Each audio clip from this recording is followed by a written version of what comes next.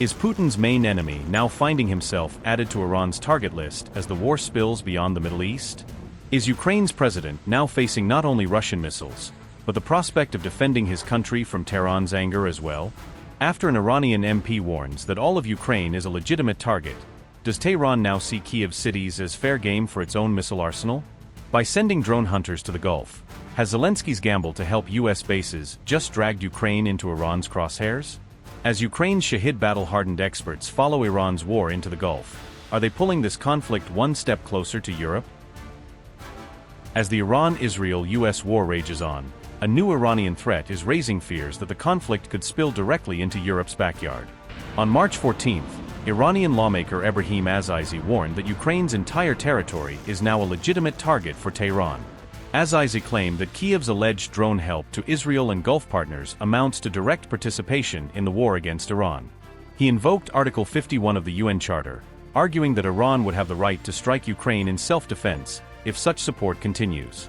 Article 51 recognizes a state's right to use force in self-defense if an armed attack occurs, though how it applies here is hotly debated. Azizi said, and I quote, "By providing drone support to the Israeli regime, failed Ukraine has effectively become involved in the war and, under Article 51 of the United Nations Charter, has turned its entire territory into a legitimate target for Iran."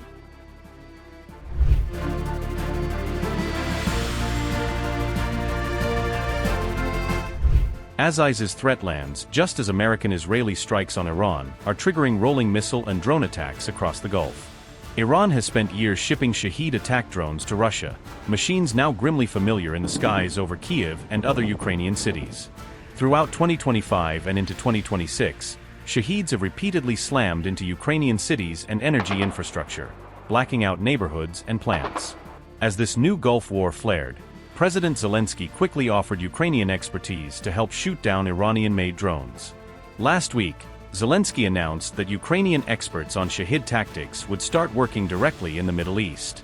On March 9th, he said teams were being sent with interceptor drones and jamming kits to help protect U.S. bases in Jordan and beyond. Right now our team, including the military and Rustam Umerov, is on the way to the Gulf region, where our soldiers can help protect lives and stabilize the situation. We see the challenges now arising from strikes from Iran and from this entire war that could drag on. In fact, the Iranian regime has blocked the Strait of Hormuz, one of the main routes for supplying oil and gas to the global market.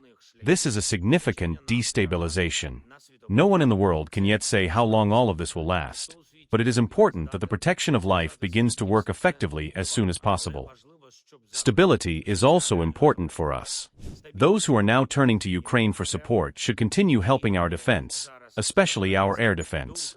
Last year we proposed an agreement to the United States regarding drones. This is the right perspective, to cooperate with us in the production and use of drones.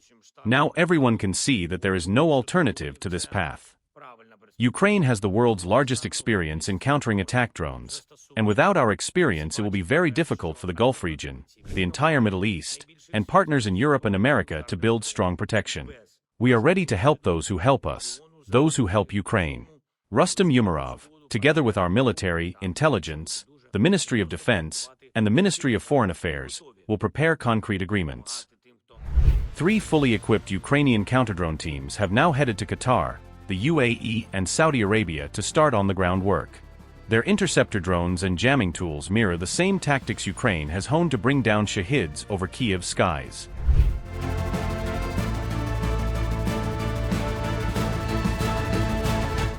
Saudi Arabia in talks to buy Ukrainian-made interceptor drones to shield its oil fields from Iranian attack, according to reports citing the Wall Street Journal.